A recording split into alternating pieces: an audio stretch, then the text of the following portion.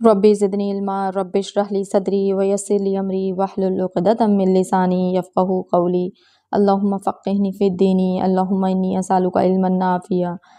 अल्लाहुम्मा यस्सिर ली जलीसन ख़ालिया अल्लाहुम्मा सल्लि अला मुहम्मदिन व अला आलि मुहम्मदिन कमा सल्लैता अला इब्राहीम व अला आलि इब्राहीम इन्नका हमीदुम मजीद अल्लाहुम्मा बारिक अला मुहम्मदिन व अला आलि मुहम्मदिन कमा बारकता अला इब्राहीम व अला आलि इब्राहीम इन्नका हमीदुम मजीद। अस्सलाम वालेकुम वरहमतुल्लाह। कैसे हैं आप सब? उम्मीद है कि सब खैरियत से होंगे और अभी तक जितनी भी हमने तफसीर पढ़ ली है उसको आपने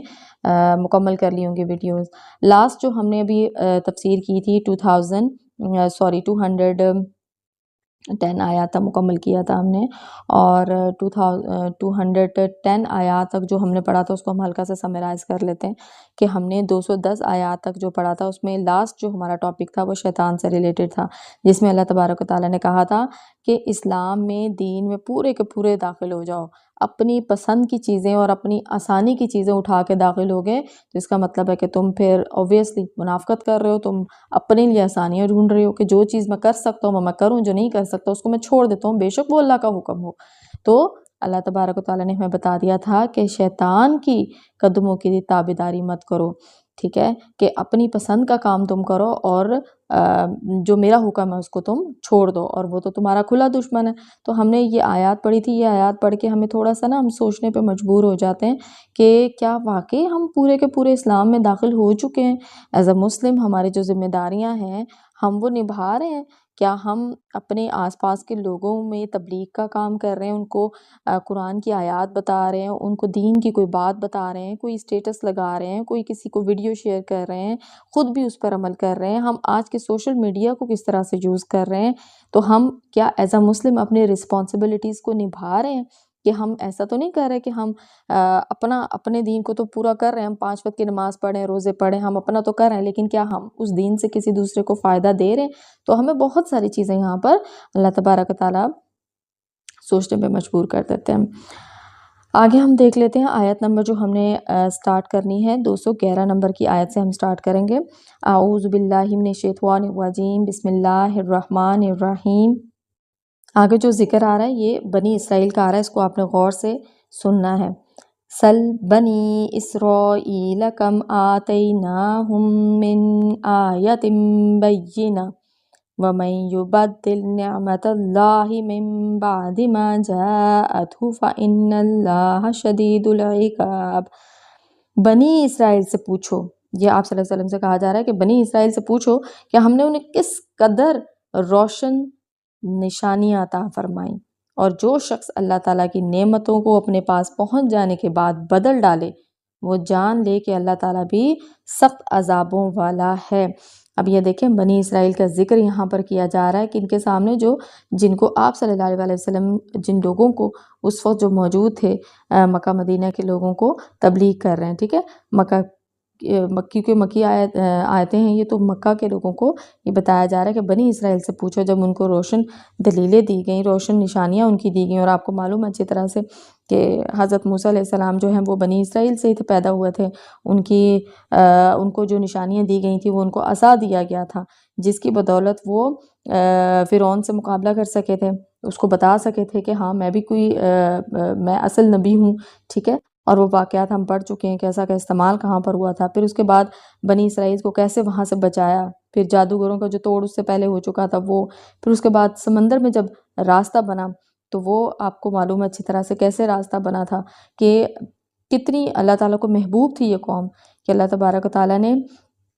समंदर के बीच में से उनके लिए रास्ता बना दिया, खुशकी बना दी कि हाँ तुम यहाँ से आसानी से गुजर जाओ, अपने दुश्मन से बच जाओगे। फिर उसके बाद अल्लाह ताला ने इनको पानी की नेमत दी है, इनके लिए 12 चश्मे फूटे। फिर उसके बाद बादलों का साया इन पर किया गया, जहाँ जहाँ ये जाते थे वहाँ उनके ऊपर बादलों का साया होता था इनको धूप गर्मी से बचाने के लिए। फिर इनको बना बनाया खाना मनो सलवा दिया गया, जिस पे इन्होंने उस वक्त भी इन्होंने कहा कि नहीं हम आजिज़ आ चुके हैं, वो सब आयत हम पीछे पढ़ चुके हैं। तो इन सारी नेमतों को इन्होंने क्या किया, इन्होंने उसको कुफरान नेमत किया, आप कह लें कि नेमतों को नेमत नहीं समझा और उसको जो है वो बस उसकी इस्तेमाल भी किया और उसके साथ उसमें तब्दीलियाँ भी की, जैसे कि ये आगे क्या है, और जो शख्स अल्लाह ताला की नेमतों को अपने पास पहुंच जाने के बाद बदल डाले। अब ये बदल डाले क्या है, نعمت کون سی ہے؟ کس نعمت کی بات کی جا رہی ہے ان سب نعمتوں کے بعد؟ نعمت کون سی؟ جو ہدایت کی نعمت ہے، یعنی کہ کتاب کی صورت میں جو دی گئی، جیسے ہمارے پاس قرآن پاک ہے اسی طرح ان کو تورات دی گئی تھی۔ اور یہ آیات بھی ہم پیچھے پڑھ چکے ہیں جہاں پر انہوں نے کہا تھا بھئی ہم سے یہ پورا اس طرح سے نہیں پڑھا جائے گا، ہم تو اس پہ نہیں کر سکتے، یہ تو بہت مشکل ہے۔ تو پھر حضرت موسیٰ نے کہا تھا کہ میں تم لوگ جیسا جاہل ہونے سے اللہ کی پناہ مانگتا ہوں کہ اتنی واضح سب کچھ معجزے دیکھ کر، مطلب ہم اگر سوچتے ہیں اس وقت کے لحاظ سے جا کے سوچتے ہیں کہ معجزے اپنی آنکھوں سے دیکھ کر کیسے مکر سکتے ہیں، تو انہوں نے کیا کہ انہوں نے ہدایت جیسی نعمت کے مل جانے پر بھی اس کو بدل ڈالا۔ انہوں نے تورات میں تبدیلیاں کی، تورات کو بدلا، پھر اس کے بعد انہوں نے اپنی جو نعمتیں ان کو دی گئی تھیں، ان کو ایمان کی نعمت دی گئی تھی، اس کو بھی انہوں نے چینج کر دیا، اس پہ بھی انہوں نے کفر کر دیا، ٹھیک ہے، اور دنیا کو اپنا لیا اور اپنی جو آخرت ہے وہ خراب کر دی۔ تو اللہ تبارک و تعالیٰ نے یہاں پر بنی اسرائیل کے بارے میں بتایا اور ان سے کہا کہ پوچھیں ذرا ان سے، ان کو نعمتیں نہیں ملی تھیں، تو کیا ان نعمتوں کے بعد انہوں نے اپنی اس دین کو، اس ایمان کو سنبھال کے رکھا؟ نہیں رکھ سکے وہ سنبھال کے۔ اور آگے ہے کہ وہ جان لے کہ اللہ تعالیٰ بھی سخت عذابوں والا ہے، فَإِنَّ اللَّهَ شَدِيدُ الْعِقَابِ، سخت عذابوں والا ہے، کہ سب کچھ واضح کر دیا، دے دی، ہدایت کی کتاب بھی دے دی، ایسے پھینک نہیں دیا دنیا میں کہ ہاں ٹھیک ہے اب تمہیں صحرا سے نکال آئے ہیں تو اب تم اپنی زندگی گزارو، ان کو کتاب دی ہے، لیکن اس کے باوجود انہوں نے کیا کیا؟ انہوں نے نافرمانی کی۔ آیت نمبر 212 آگے دیکھ لیتے ہیں، آیت نمبر 212، زُيِّنَ لِلَّذِينَ كَفَرُوا الْحَيَاةُ الدُّنْيَا وَيَسْخَرُونَ مِنَ الَّذِينَ آمَنُوا وَالَّذِينَ اتَّقَوْا فَوْقَهُمْ يَوْمَ الْقِيَامَةِ وَاللَّهُ يَرْزُقُ مَن يَشَاءُ بِغَيْرِ حساب۔ کافروں کے لیے دنیا کی زندگی خوب زینت دار ہے اور وہ ایمان والوں سے ہنسی مذاق کرتے ہیں، حالانکہ پرہیزگار لوگ قیامت کے دن ان سے اعلیٰ ہوں گے۔ اللہ تعالیٰ جسے چاہتا ہے بے حساب روزی دیتا ہے۔ اب یہ دیکھیں یہاں پر کافروں کے لیے کیا لفظ استعمال کیا گیا ہے کہ دنیا کی زندگی ان کے لیے، ان کی دنیا کی زندگی کو ان کے لیے جنت بنا دیا۔ ایک حدیث بھی ہے نا کہ یہ دنیا مومن کے لیے جو ہے وہ قید خانہ ہے اور کافر کے لیے جو ہے وہ جنت ہے، باغ ہیں اس کے لیے یہاں پر، ٹھیک ہے۔ تو یہاں پر کافروں کا ذکر کیا جا رہا ہے کہ اس دنیا کی زندگی کو وہ سمجھتے ہیں کہ بس یہی زندگی ہے، اس سے آگے کوئی زندگی نہیں، تو جو کچھ کرنا ہے وہ اسی زندگی میں کر لیں، اور وہ کیا کرتے ہیں؟ ایمان والوں سے ہنسی مذاق کرتے ہیں۔ اب یہ بات کی جا رہی ہے جب قریش کے لوگ دیکھتے تھے کہ جو روسائے قریش تھے وہ دیکھتے تھے کہ جو غریب غربا لوگ ہیں وہ زیادہ ایمان لا رہے ہیں، آپ صلی اللہ علیہ وسلم کے آس پاس بیٹھے ہوتے ہیں اور وہ ایمان کی باتیں سن رہے ہوتے ہیں، تو آپ صلی اللہ علیہ وسلم اور ان کے بارے میں بھی کہا کرتے تھے یہ تو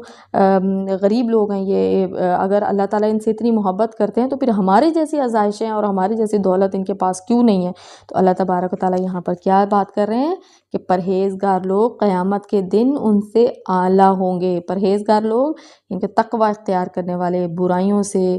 بری چیزوں سے اور حرام کردہ چیزوں سے بچنے والے لوگ جو ہیں وہ اعلیٰ ہوں گے، توحید پہ ایمان لانے والے اعلیٰ درجوں پر ہوں گے۔ اور یہ دیکھیں اگر ہم تھوڑا سا اپنے اوپر رکھ کر دیکھیں تو کیا ہم ایسا تو نہیں کرتے کہ ہم دنیا کی زندگی کو جو ہے وہ اسی کو کہتے ہیں کہ ہاں ٹھیک ہے اگر کسی کے پاس دولت زیادہ ہے تو اللہ تعالیٰ اس سے محبت زیادہ کرتے ہیں، وہ اللہ کے زیادہ قریب، اللہ اسے پسند زیادہ کرتے ہیں، اور اگر کوئی غریب ہے تو اس کا مطلب ہے کہ اللہ اس کو پسند نہیں کرتے۔ نعوذ باللہ، اللہ تعالیٰ معاف فرمائے ایسی سوچ رکھنے سے بھی، کیونکہ رزق کے بارے میں اللہ تبارک و تعالیٰ نے آگے کیا بتا دیا ہے کہ اللہ تعالیٰ جسے دیتا ہے بے حساب روزی دیتا ہے، جسے دیتا ہے بے حساب روزی دیتا ہے۔ اس میں آخرت کا ذکر بھی ہے اور اس میں دنیا کا بھی ذکر ہے، یعنی کہ آخرت میں بھی اللہ تبارک و تعالیٰ جس کو معاف کرنا چاہیں گے اور اس کو معاف کر دیں گے، اور جس کو اللہ تبارک و تعالیٰ جو ہے وہ دنیا میں رزق جتنا دینا چاہیں گے دے دیں گے، اور رزق جو ہے وہ بہت بڑی آزمائش ہوتی ہے، اس کا حساب ہوگا۔ ایسے نہیں ہوگا کہ رزق ملا ہے تو آپ جو ہے وہ اپنا یوٹیلائز کر رہے ہیں اور اس کو آپ باقی جن جگہوں پہ خرچ کرنے کا بتایا گیا وہاں پہ خرچ نہیں کیا جا رہا، ٹھیک ہے۔ اور یہ جو اچھی زندگی ہے، بہترین زندگی ہے، اس کو مسلمانوں کے لیے بالکل بھی حرام نہیں کیا گیا، لیکن آپ کیا کر سکتے ہیں؟ ہم یہ کر سکتے ہیں کہ ہم اس میں دین کو لے کر چلیں، ہم چیزوں سے بچیں اور اللہ کے دین کی بات کو آگے پہنچائیں، ٹھیک ہے۔ پھر اس کے بعد ہم جو ہے وہ اپنی اولادوں کو بھی ایسی ان کی پرورش کریں کہ ایٹ لیسٹ وہ ایک اچھے نیک مسلمان بن سکیں اور ان کی ذات سے دوسروں کو فائدہ پہنچے۔ ہم ان کو جو ہے وہ بغاوتیں نہ سکھائیں، ان کو حرام کھانا نہ سکھائیں، ہم ان کو حرام کام کرنا نہ سکھائیں۔ تو کوئی بھی والدین جو ہے وہ ایسا نہیں چاہتے، لیکن والدین رول ماڈل ہوتے ہیں، جو کام والدین کو بچے دیکھتے ہیں ان کو وہ کاپی کرتے ہیں۔ آپ اپنے آس پاس سب دیکھ لیں، اپنے بچوں کو دیکھ لیں، آپ جو کام کریں گے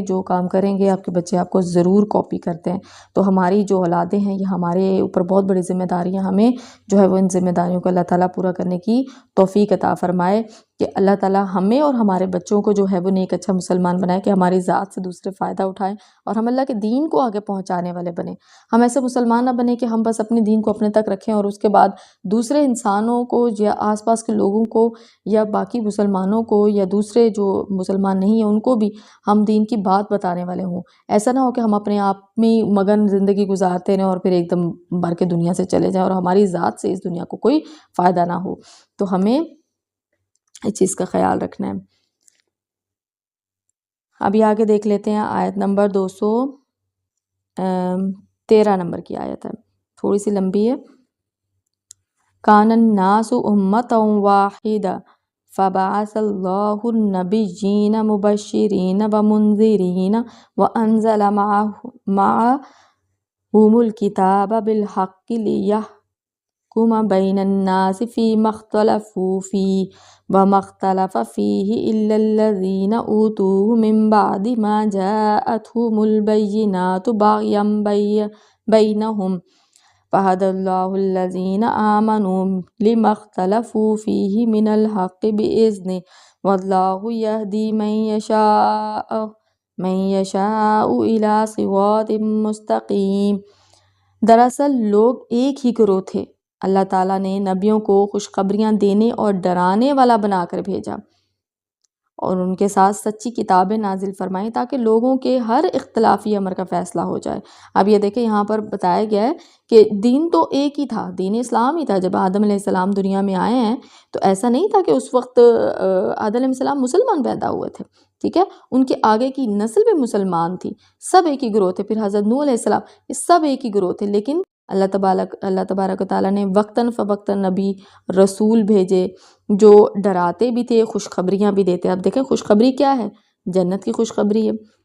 کہ تمہیں اچھا بہترین صلہ ملے گا اس دنیا میں پرہیزگاری کے بدلے،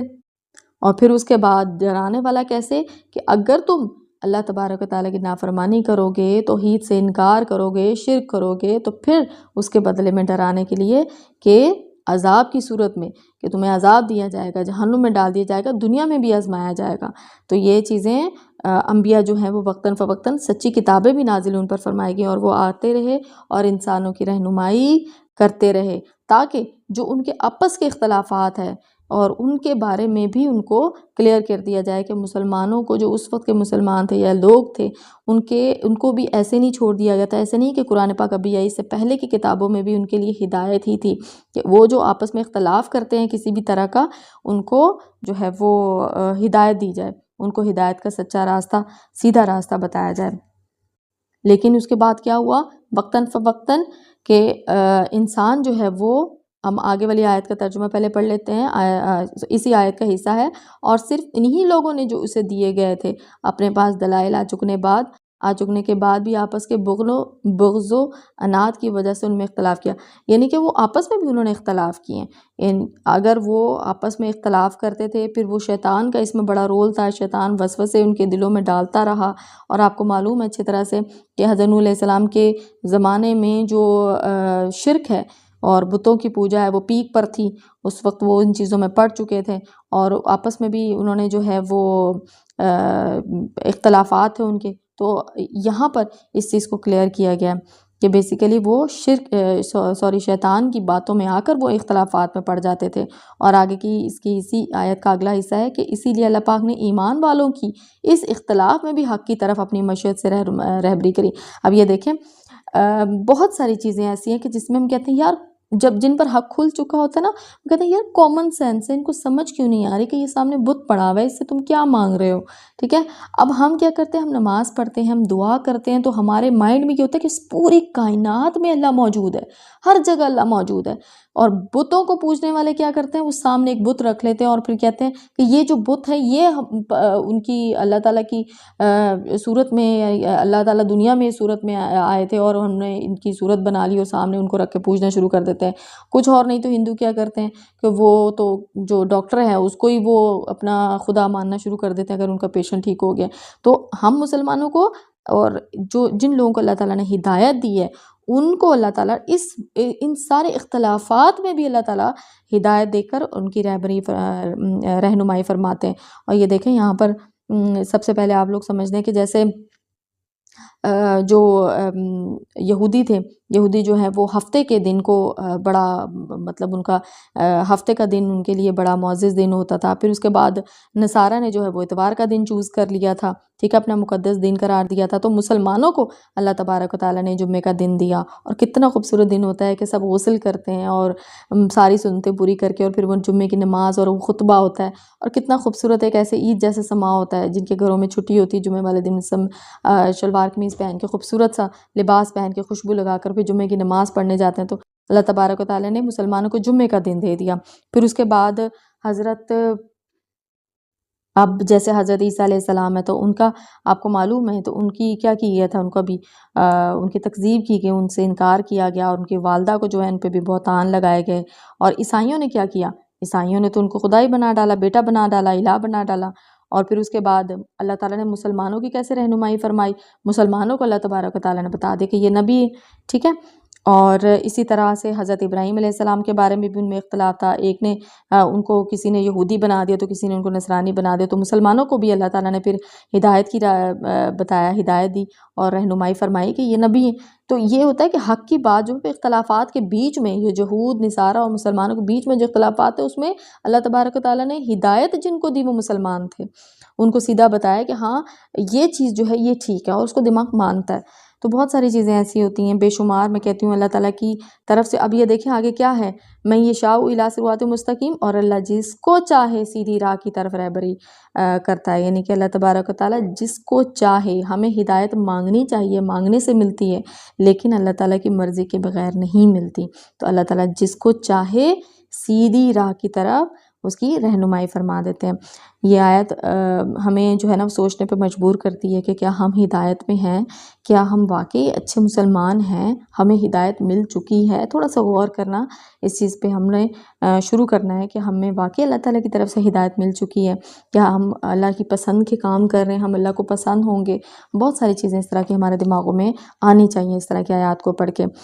آج کے لیے بس اتنا ہی، 213 نمبر کی آیت تک ہم کر پائیں، اور انشاءاللہ آگے ہم نیکسٹ ویک میں دیکھ لیں گے، جیسے جو ہے وہ ویک آئے گا تو انشاءاللہ کوشش ہوگی کہ ویڈیو نہیں آ جائے۔ ابھی کے لیے بس اتنا ہی، وما علینا الا البلاغ المبین۔